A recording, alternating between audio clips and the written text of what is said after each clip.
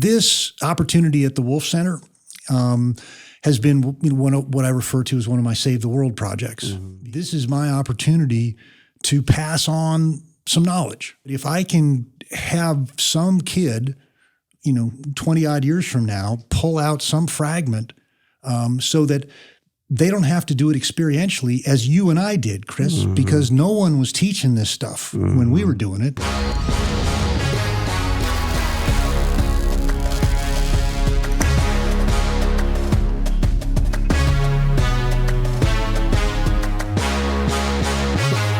Welcome to another episode of Forging the Future.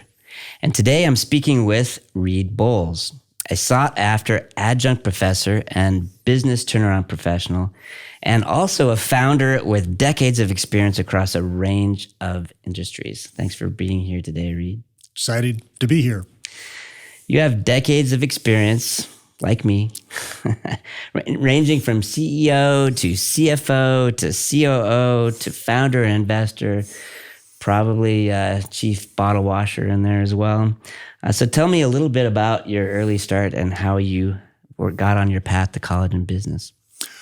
Well, I was really fortunate in that I ultimately got a degree going to University of California at Santa Barbara, mm-hmm. which was incredibly cheap back in those days. And I had the checkered past of dropping out for a year and driving a truck for United Van Lines and figuring out that perhaps may not have the opportunities that I initially thought. Mm. And then I was really fortunate to take a bunch of graduate level courses and do well in them by working my ass off when I went back to school and somehow got accepted to Harvard Business School. Oh, wow. So not having any money, I ended up hopping a freight train part of the way and then hitchhiking the rest of the way with my duffel bag. And you literally got on a train with a duffel bag? Yes. Okay. My uncle taught me how to hop freights in the early 70s, Nice. And it's something that everybody ought to do. It can be very cool. With your book of, the Jack Kerouac On the Road, in the Beat Generation, a different time and place. You can't do it anymore, but it was a good way to inexpensively get across country. Nice. So I arrived assuming that I would hold my nose for 2 years and then get back to California because California was the center of the universe. And in reality was introduced to a whole new world of really interesting people doing really interesting things. I got intrigued with a variety of aspects of business, loved Harvard Business School, loved my classmates. You had a scholarship there, or how did you end up? You couldn't afford to get on a bus, but you were actually accepted in the Harvard Business School. So okay, I want to know how that worked. So my career at United Van Lines had allowed me to save up about $2,800. Okay, and the all-in was around $5,500 to $6,000.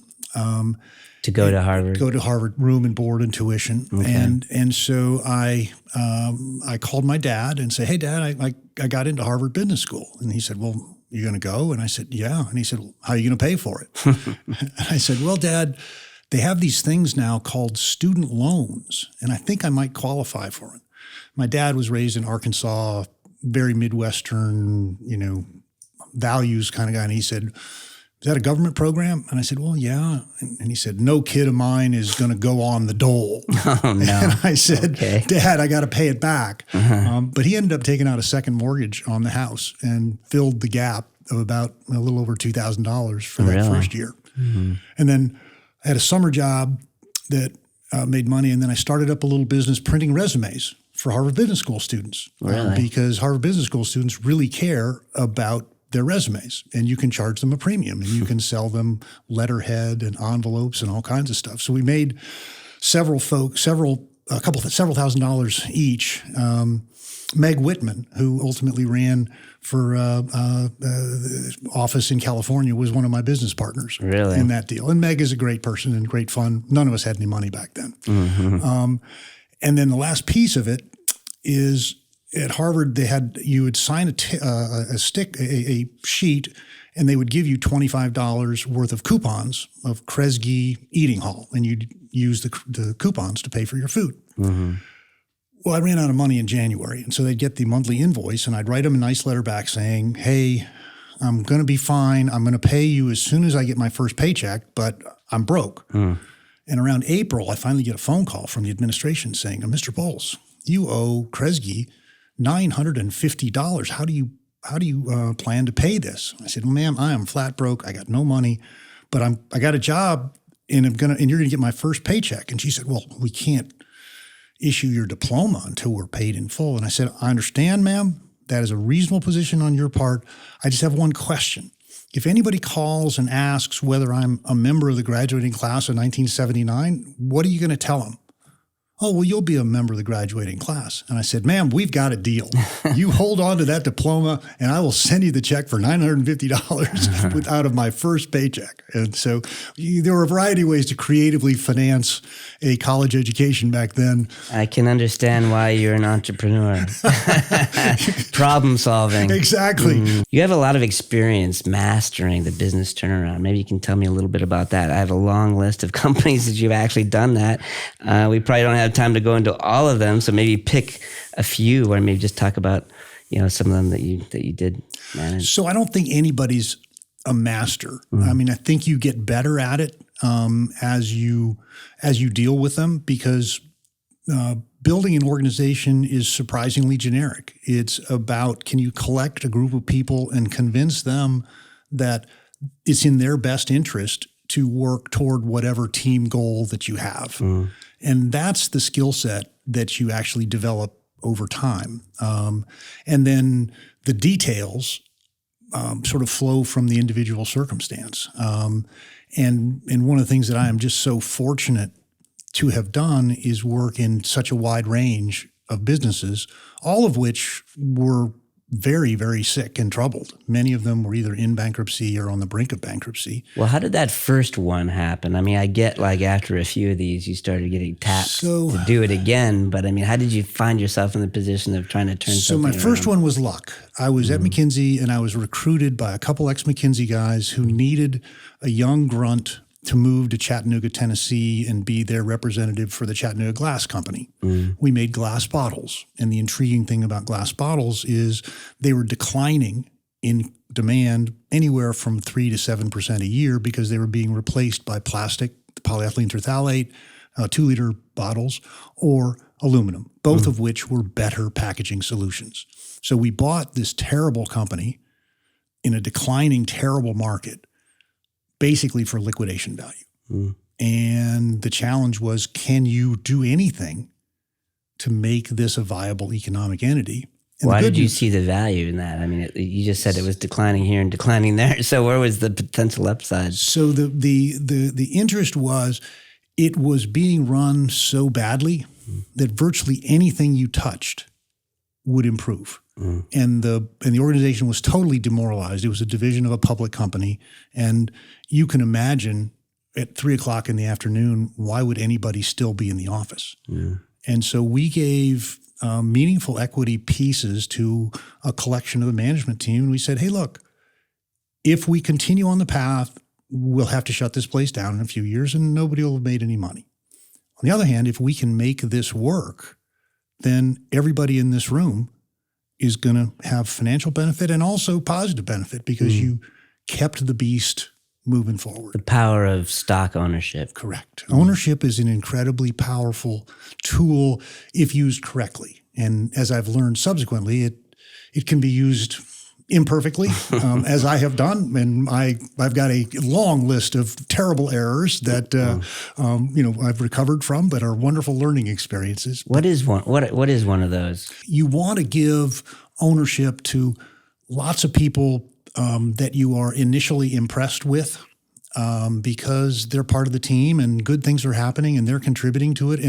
And the magic, your fundamental deal with your employee base is, if you work hard to make this a better entity, you should benefit in some meaningful way. Now, what's your percentage play? Those are things to be worked out. But fundamentally, that's my deal with you. And ultimately, as a manager owner, I want to be viewed fairly. You may not like everything that I do or say, but at the end of the day, you're going to say, did I ultimately get treated fairly? And if the answer to that is yes, then that's a real positive play in any organization. So how do you screw that up? Give out stock too soon. and don't put it on a vesting over a period of time. Because I'm just giving a little bit of shares to that person. And why should I vest this over 3 years? That person's going to be here. And then all of a sudden... So you're not a fan of the vesting schedule that most companies use? I think the vesting schedule really do work. I think it is important to play it out over a period of time. And my enthusiasm for sharing has eclipsed my judgment of conservatism. And in several cases, people who didn't necessarily deserve the upside that they ended up getting happened. And, in hindsight, who is the idiot that made that decision? Well, he's sitting right here. And I've done that multiple times. And also... So were you saying that you should vest it over a schedule and the mistake you made is when you didn't? Correct. I see. Correct. So I gave it in a much accelerated Here's a big chunk, very soon, very fast. Because you've earned it and good things are going to happen. Yep. And then 9 months later, the world has changed and that person decides that a different pathway makes sense. Okay. And it's like, sure wish I had that stock back so that I could give it to Fred over there, who's the one now creating the value. Well, I was just learning from trust, right? I like to make decisions and run my life mostly from trust, but yeah, there are lessons learned also. Again, it's a balance. Again, because your emotions are telling you one thing, your cautionary side is telling you another, and where is the right answer? There isn't a right answer. It's a series of judgment calls, and hopefully you make more good ones than bad ones, with the full recognition that in either a small business, an uncertain environment, you're going to make mistakes. And so that bottle company turned around then. We figured out a way to reduce inventory that was stunningly simple. And we paid off $15 million of our $30 million purchase price, all debt, in the first year. Wow. Purely by changing the way that we handled certain bottles. And that was an epiphany. And that got everybody on board, and that allowed us to even merge with a larger company. And then we ultimately accidentally sold the company a few years later. We were trying to buy another company, and they said, we'd like to buy you. And I went to my partners and said, what's our price? And they said X. Went back to the other guy, and he said, okay. And I said, rats, I've now participated in one of the worst negotiations ever held. We'll never know how many dollars were left on the table. But it was a wonderful learning experience because I got to make a whole bunch of decisions. Some were successful, some were not so successful, but we changed a whole bunch of stuff and transformed the industry to a certain degree. I won't bore you with the wonders of making and selling glass bottles, but it's cool stuff. You can do really cool magic stuff, even in dull industries like that. Yeah, about negotiation, it is interesting. You're exactly right that when you go to sell something to somebody and say, hey, what would you pay me for this pen? And they say $3, and you say, okay. Neither side is happy, right? And they're actually happier if you actually negotiated a little bit and maybe even got $250 for that pen, right? Which is a surprising outcome, Exactly. But you're absolutely right. Yeah. And again, I'm not a very good negotiator because I want to get to the end and then move to the next problem. And the best negotiators are the ones that are extraordinarily patient and just grind through 3 or 4 or 5 iterations of back and forth. And they almost always get a little more out of the deal. And so I usually unvolunteer myself when there is a negotiation involved because I'm usually a negative influence because I just want to get the deal done so we can move to the next. Some people like that part. Some people don't. Another powerful question, actually, a thing that you can do as a negotiator is just ask, is that the best you can do? It only takes you like 3 seconds to ask that question, and it's surprising what happens. Or keep your mouth shut. Well, yeah, I mean, basically, I'm helping a friend who just passed away, and we've sort of kept his business running, and now we've got it for sale, and we reached a point of negotiation, and I was going to sort of throw a number out, and I said, no, let's just see what the number that he threw out was like 4 times bigger than my number, and so I was really smart. by being stupid and just keeping my mouth shut. That's also another negotiating tactic. Never throw out the first number. Exactly. Every now and then I get one right. The problem is when both people have read the book. It can be a challenge. Creates a real challenge. Any other favorite lessons learned turning around all these 10 companies on the list here? Most of the magic is little grinding things. Rarely is there a sweeping epiphany that creates an enormous amount of value, whether it be a software company or a flange manufacturing company or a chain of smoothie stores. It is usually some very pragmatic, simple protocols that you can put into place that do interesting things. I took a bankrupt stainless steel flange manufacturing company, which is a commoditized product. There's a sexy sounding business. Exactly. It is. I mean, when I bought the company out of bankruptcy, all my friends were going, "You bought a flange company? What are you thinking?" The magic that we did is we figured out how to deliver orders complete and on time. Because in my due diligence, when I was looking at the deal, I called up 40 pipe, valve, and fitting distributors, and I talked to them, and I said, "Hey, who you buy from? Are you happy with them? Are you unhappy? What do you like? What do you not like?" Over 50% of them said, "We love the product. We think Gerlin is good, et cetera, but nobody gets us our orders complete and on time."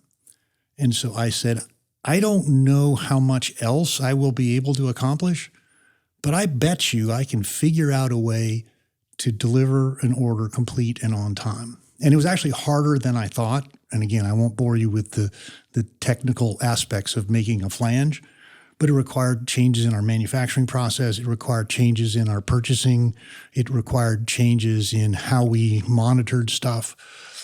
But within about 9 months, we went from a 50% on time to about 94%. And even then, we were trying to get higher, but it was getting really, really hard. How did you get there from the 50 to 94? Okay, so you've now opened a door to some real tedium. Okay. Well, I mean, summarize. So a flange is the same.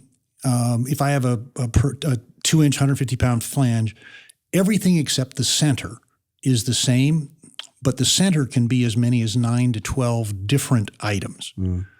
Manufacturing says that when you manufacture something, you touch it once, you manufacture it, you put it on the shelf, and then you ship it. Well, we were working against all rules of manufacturing in that we would make it except for the center, set it on the shelf as a semi-finished good, put it back on the machine when we got the actual order, and make it to that piece. So the inventory that I had to carry was a tenth of the inventory that my competitors had to carry because I maintained that flexibility.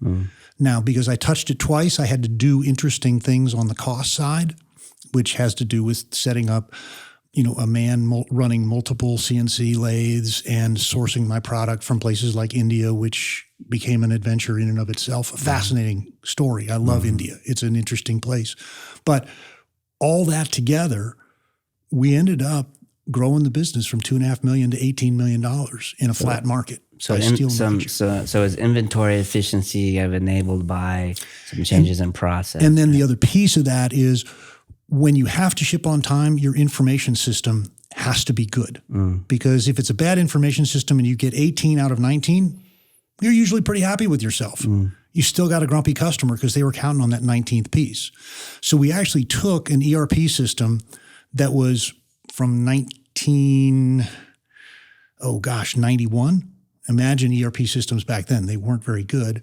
And I had some wonderful people who basically patched it to put codes at certain points. So we actually knew where that flange was in our manufacturing process at any time in the day. And we used the green bar paper. We'd print out 47-page reports that would identify which orders were at risk of not making the shipment. And then you could go to Pasquale on the manual lathe and say, hey, do this 12-inch Schedule 80 flange before you do that 14-inch slip-on. And you could then achieve the goal.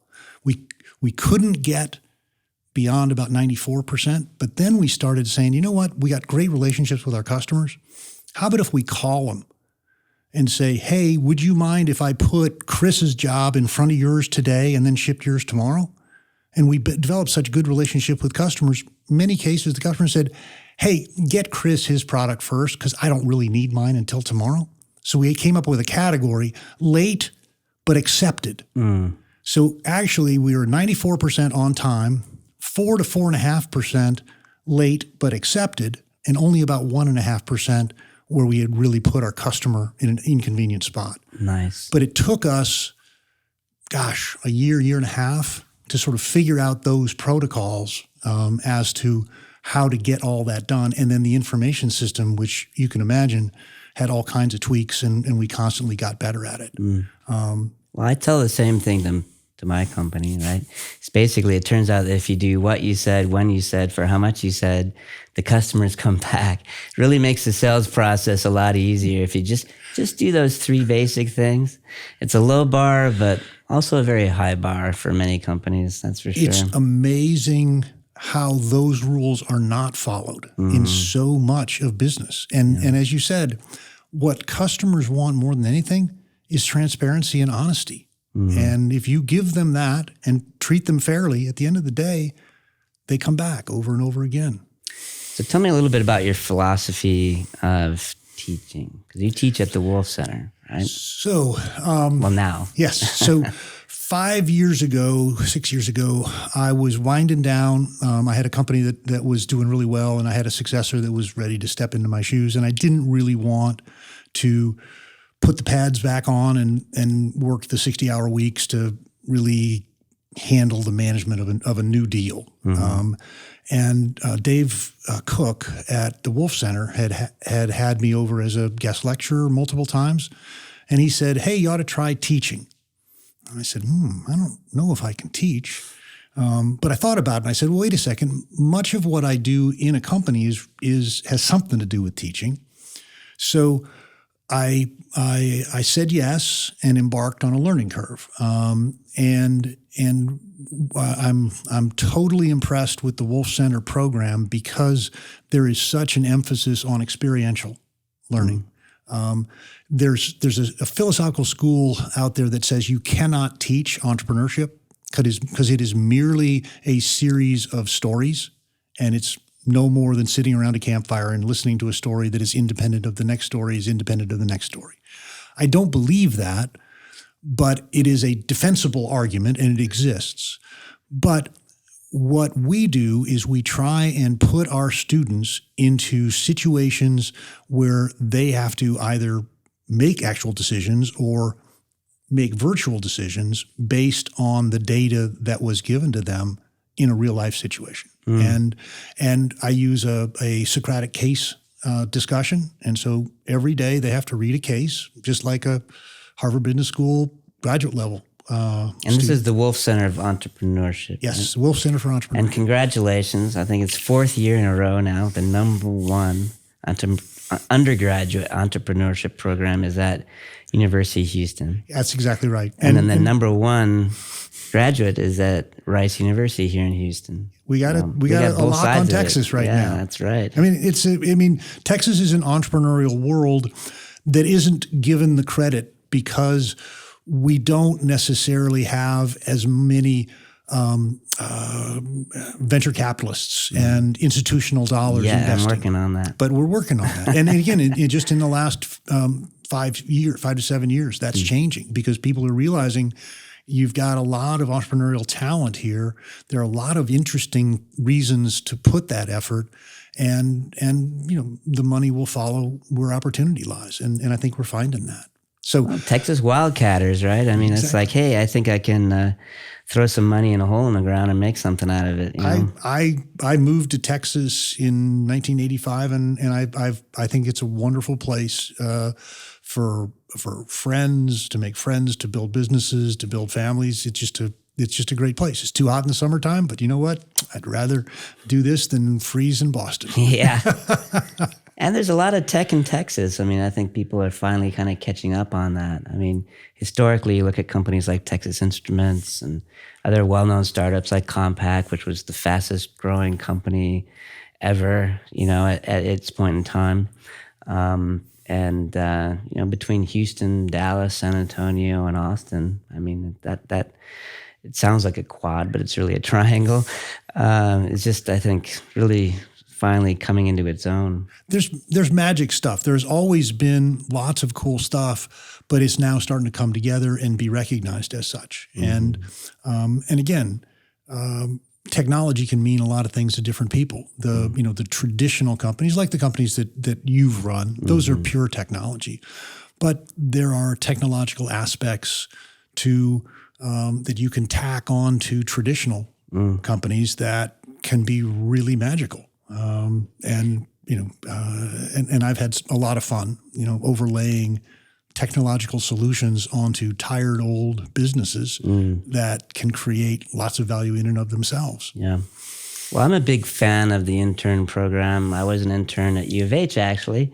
It's my alma mater, although I didn't manage to get the diploma like you did. I think I'm one semester short. But hang in there, Chris. Hang in there. I had a family and a business, and thought, I kid about having to drop out of college to check the entrepreneur box. I don't know what you tell your students about that. Don't drop out of the entrepreneur program.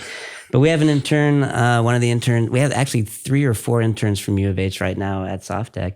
One of them is actually from the Wolff Center for Entrepreneurship. And I think he was a little surprised to see you around SoftTech events one day. So, and I did appreciate coming to speak to your class. And this whole concept of experiences. I mean, that's what the co-op program was for at U of H. Getting interns exposed to business and problem solving, and whether it's actually working at that business or like you said, doing something like virtual as an example, I think is great. Is that your approach to how you're equipping your students? I'm absolutely sold on that approach. I mean, one of the things that I've done in 5 years is reached out to the entrepreneurial community in Houston, and that's how I ended up finding you. Yeah. And I said, hey, there's this cool guy named Chris who's done all kinds of cool stuff, and that led to a 2.5-hour lunch that you and I had, trading stories about software programming. I would have loved to have been, in my career, having the Wolff Center available as an option, right? So it's really fun, and we encourage our students to be shameless and to.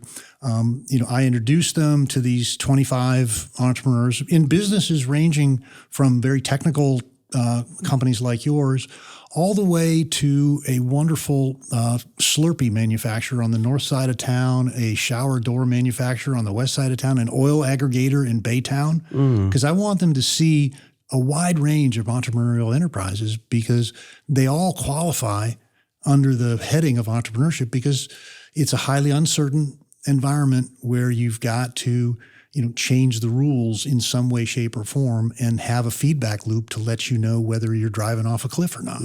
How long is the program? Is it a 4-year program? No, it's an 18-month program. Okay. We get them the second semester of their junior year, and then the full year of their senior year. I teach them the spring of their junior year and the fall of their senior year. Okay. And interestingly, my last class, I have every student say, come to class with something you'll actually remember, because this is one of my Save the World projects. Again, this is how you're giving back. This is, hopefully I'll do something useful for you kids. And if you remember nothing, then that means I've failed and I've got to change my techniques. But interestingly, in the last 2 years, one of the things that repeatedly comes up in this last session is they remember fragments from stories of the visiting entrepreneurs, because those are things that they can truly relate to. I understand that individual was facing a challenge and needed to deal with it. This is how he got past that challenge. Here were his alternatives. And it's very heartening, because that was my hope. And then they're sort of attack dogs. And so I've unleashed them on a variety of entrepreneurs who have become mentors for them, because many of these entrepreneurs love the fact that a kid is calling them and asking them for coffee and to pick their brain on some aspect, because that means we all want to help kids who want to learn.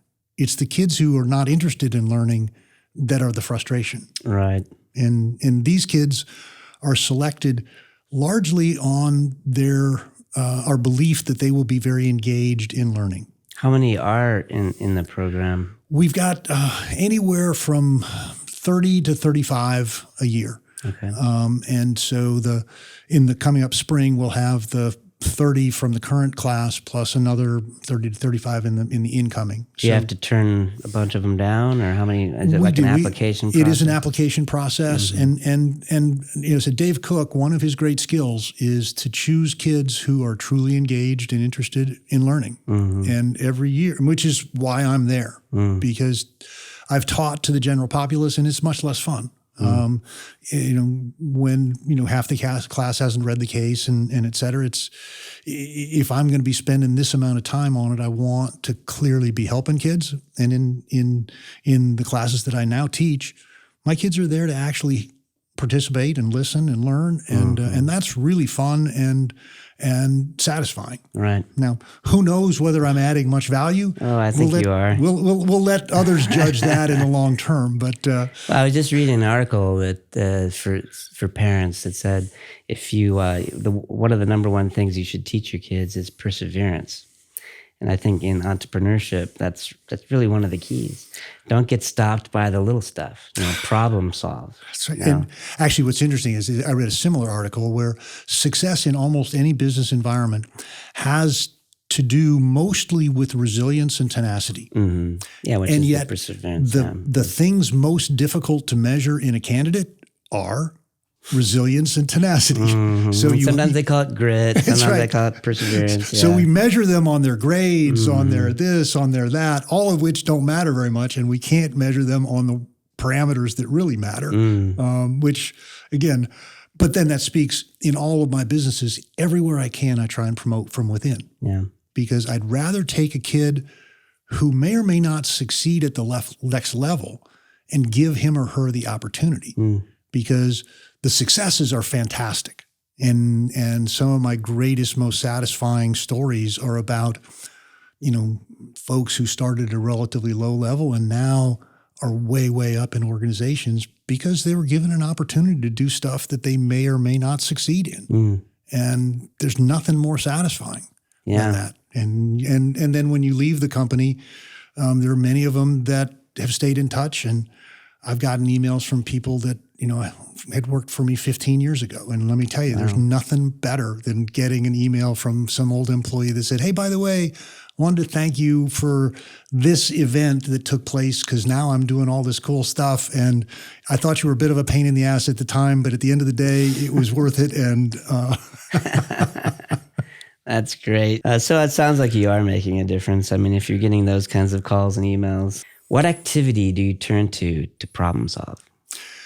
So I usually have companies with a range of pedigrees, from well-pedigreed folks all the way down to no pedigree at all. And when we're facing a difficult challenge, one of the things that I've found very useful is to wander around the plant, the office, the warehouse, whatever, and find folks who have some participation in the challenge, but have probably been perceived as not informed enough or not educated enough to be able to add meaningful input.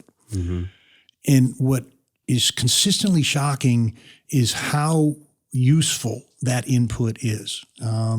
It's referred to sometimes by management by walking around or management by wandering around. Yeah.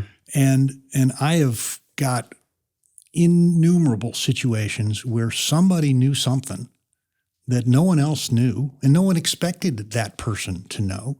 And are you just like wandering around the factory floor or the office and just randomly talking for no good reason? And hey, Scott, what are you working on?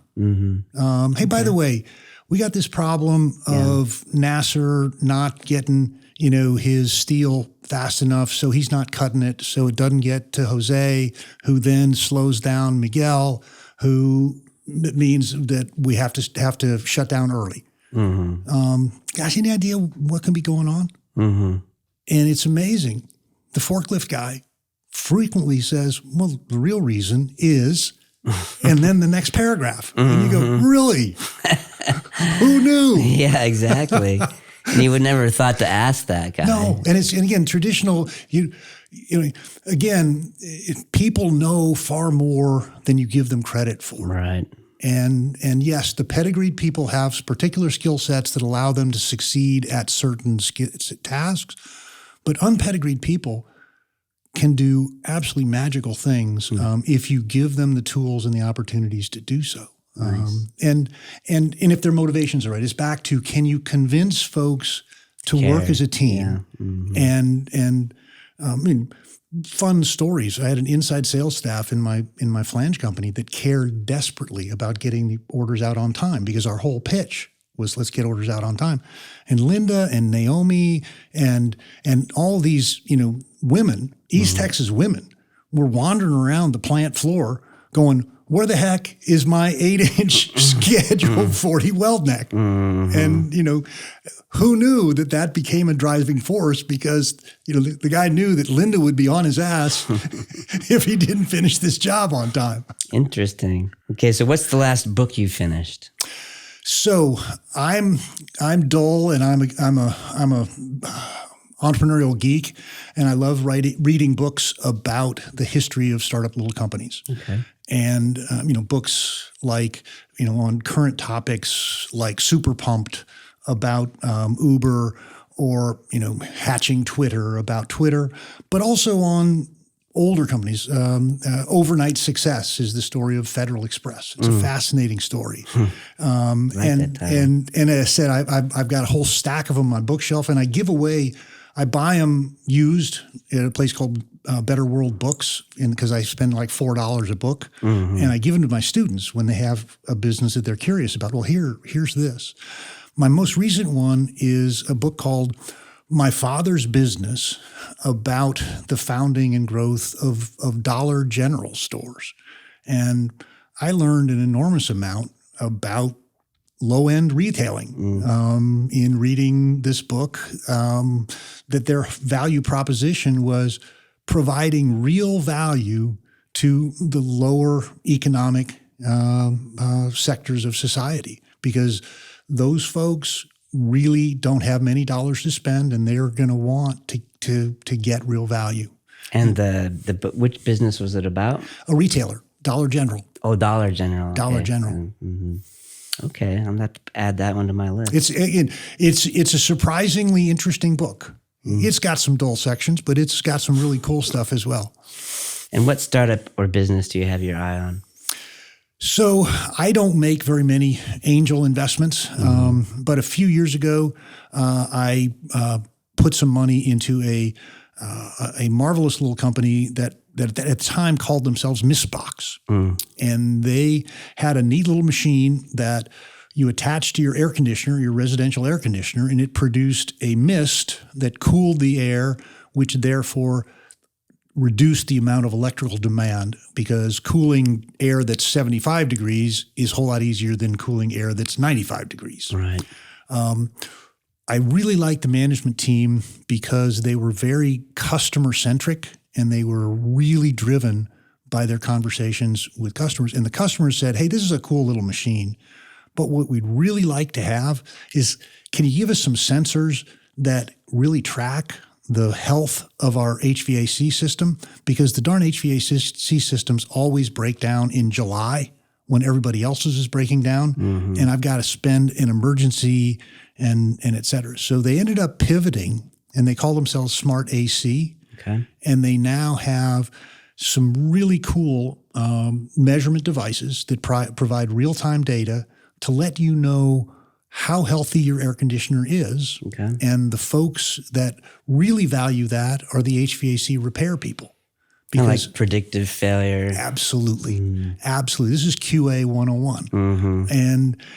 And to have that data allows a very different economic model because instead of having a repair guy drive all the way to the north side of town and then have to drive all the way to the south side of town, you can say, hey, we're going to be in your area next Tuesday. How about if we just do a little tweak or a test and be able to totally transform the nature? Okay. Now, it's a challenge because we're pitching thousands and thousands of customers. So we believe that this will ultimately be in hundreds and hundreds of thousands of houses. But it's a bit of a grind at the front end because it's new. Right. And guess what? The HVAC repair industry is not the world's most sophisticated cutting edge, and getting them to change their behavior. Well, that means it's ripe for disruption. Then. That's exactly my point. I love tired, grinding, tedious industries because that's where a game can usually be carved out. It's bottles and flanges and air conditioners. Who knew that you could make a business by actually delivering a flange on time? Sometimes those businesses are the ones that have the revenue potential. And how are you forging the future? So this opportunity at the Wolff Center has been what I refer to as one of my Save the World projects because the students that we teach are a incredible collection across the board of not the most rich and most privileged. Many of our kids are first generation college kids, and they're engaged. And this is my opportunity to pass on some knowledge. And if you say, okay, what do you want your legacy to be? Who the heck knows? But if I can have some kid, 20 odd years from now, pull out some fragment so that they don't have to do it experientially as you and I did, Chris, because no one was teaching this stuff when we were doing it. And guess what?